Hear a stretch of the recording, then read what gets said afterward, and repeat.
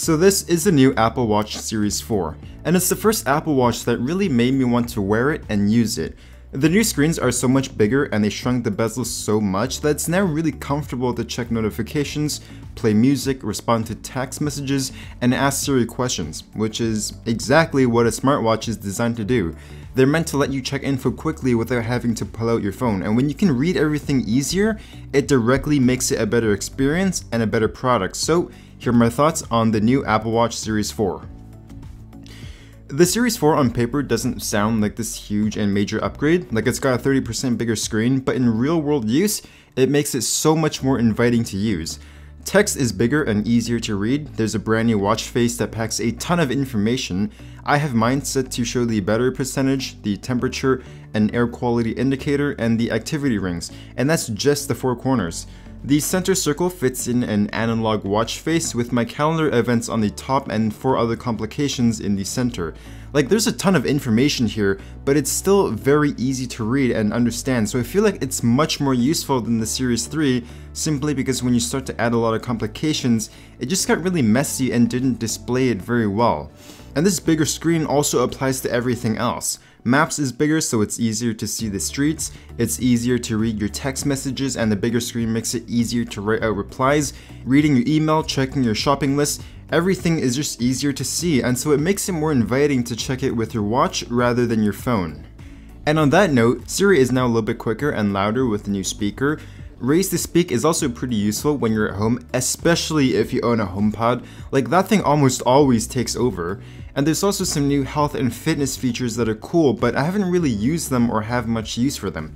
Like, if you're young and you're hitting the gym, no, you're not going to need fall detection, but for the elderly, this is huge. Because if you didn't know, falls in older adults are a significant cause of mortality, so having your watch automatically call emergency services after a minute of inactivity could potentially save a lot of lives. Now, with all of the features that it has in total, like abnormal heart rate detection and fall detection, and the ability to call emergency services without your phone directly from your watch, say for example when you're trapped and you can't reach your phone, these are some seriously cool features that could potentially save your life. Now, fitness and health is something that's pretty heavily advertised with the Apple Watch, and it's definitely a big motivator to get up, get moving, and to go a little bit longer than you'd otherwise go for. If you don't have any motivation to begin with, no, it's not going to suddenly make you want to hit the gym like a madman. It's more like that last push you need to actually do what you want to do. So let's say, for example, I'm at my desk and I finished my work and I got a short break.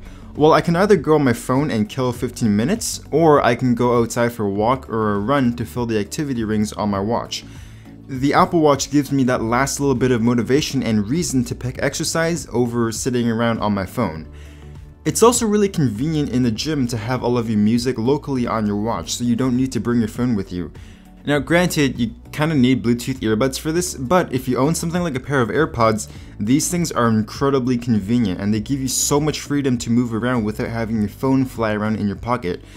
Obviously, it also tracks things like calories burned, heart rate detection, steps taken, distance ran, and it also works with most of the equipment at my gym, so all of your progress gets logged and synced to your phone. For me personally, this is exactly why I want one.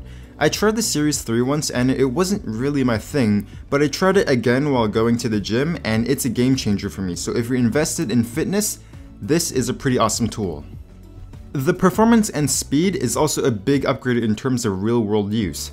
Now, every new generation with the Apple Watch is much faster than the previous, so honestly, it's kind of hard to recommend getting an older used Apple Watch for cheap because the screen is worse, the performance hit every generation is pretty big, and if you're looking for a cheap Apple Watch, honestly, my only recommendation is a used Series 4 because everything older just isn't nearly as nice to use.